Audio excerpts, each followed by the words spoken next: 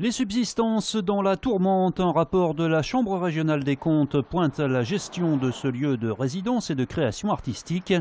Hier, lors du conseil municipal, l'opposition a vivement réagi. Au fil des pages, une multitude d'irrégularités sont pointées, à commencer par la gouvernance. L'équipe de direction décide de tout, seule, sans contrôle. C'est l'équipe de direction qui fixe elle-même l'évolution de sa rémunération dans un flou comptable total.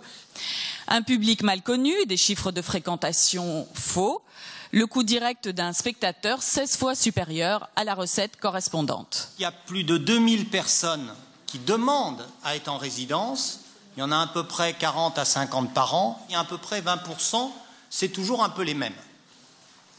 Ça, c'est inquiétant sur la transparence.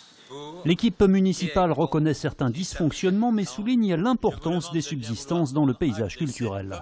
C'est un lieu précurseur dans son domaine, défendant le soutien aux arts de la scène, et depuis, de nombreuses villes ont mis en place des dispositifs similaires. J'ai remarqué un certain nombre de points sur lesquels insistait la Chambre régionale des comptes, et je me disais, si nous faisions cela, combien de budget en plus ?